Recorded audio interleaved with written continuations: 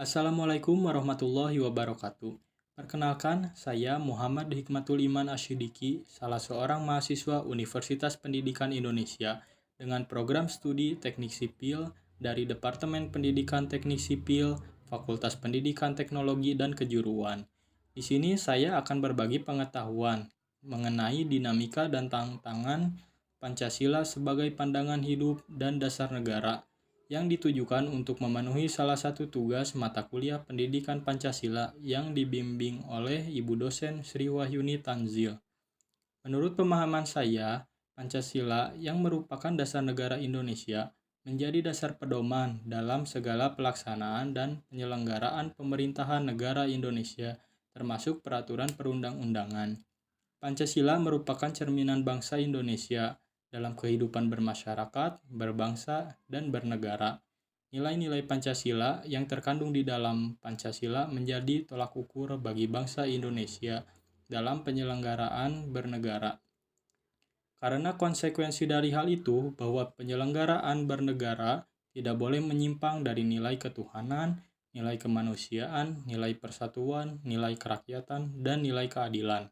Kita sebagai warga negara Indonesia sudah jelas menjadikan Pancasila sebagai pandangan hidup, sebab nilai-nilai yang terkandung di dalamnya dijadikan acuan dan teladan dalam menjalankan hidup yang tertata. Para warga negara harus dapat membedakan mana yang harus dilakukan atau tidak sesuai dengan nilai-nilai Pancasila.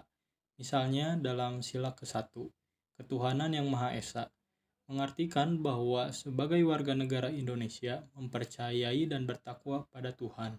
Contoh penerapannya yaitu memberi kebebasan bagi setiap orang, termasuk diri sendiri dalam melaksanakan ibadah sesuai dengan agama yang dianut masing-masing. Sila kedua, kemanusiaan yang adil dan beradab. Artinya, kita sebagai warga negara harus senantiasa menggunakan hati nurani dan memegang adab ketika ingin melakukan berbagai hal dalam situasi apapun, baik bermasyarakat maupun individu. Contoh penerapannya yaitu tidak membeda-bedakan orang lain yang memiliki sifat kemanusiaan. Sila ketiga, Persatuan Indonesia, yang berarti mengharuskan setiap orang menghormati semua keanekaragaman yang ada di negara ini. Contoh penerapannya yaitu meningkatkan toleransi sosial pada keberagaman di dalam masyarakat.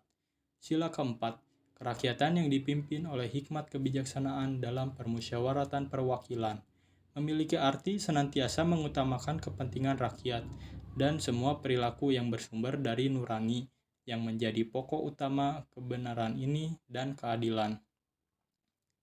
Contoh penerapannya yaitu membuat keputusan dengan cara bermusyawarah untuk mufakat atau keputusan bersama. Sila kelima, keadilan sosial bagi seluruh rakyat Indonesia, mengartikan suatu keadaan di mana rakyat harus bisa memberi hak dan kewajibannya dengan baik serta mampu memenuhi tuntutan kebutuhan rakyat hingga terwujud suatu kepuasan dan ketentraman. Contoh penerapannya yaitu menghargai apa aja yang telah dilakukan dan diciptakan oleh diri sendiri dan orang lain.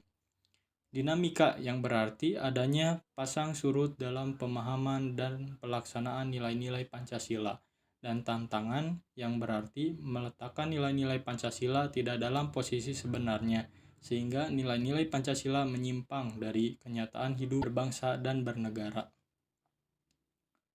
Tantangan yang dihadapi Pancasila sebagai pandangan hidup muncul karena kondisi negara Indonesia sudah sangat jauh berubah dari semenjak awal kemerdekaan. Perkembangan dan perubahan adalah hal yang tidak bisa dihindari sebagai prasyarat untuk mencapai kemajuan dan tujuan kemerdekaan. Perkembangan teknologi yang begitu pesat telah mendatangkan manfaat sekaligus dampak buruk bagi masyarakat. Kemudahan, kecepatan, dan efektivitas merupakan gambaran umum dampak manfaat dari kemajuan teknologi. Kemajuan teknologi yang tidak dikendalikan dan dikontrol akan menghasilkan masalah baru yang dapat menghambat atau merusak suatu negara.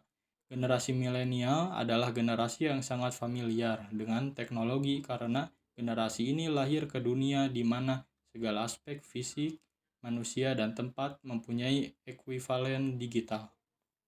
Pada waktu yang sama, ancaman bangsa terus-menerus berkembang di setiap bidang. bidang ideologi misalnya paham radikal, bidang politik misalnya pejabat negara yang terjerat korupsi, bidang ekonomi misalnya kesenjangan yang masih tinggi, bidang sosial dan budaya misalnya pengangguran, bidang pertahanan dan keamanan misalnya terorisme dan konflik SARA.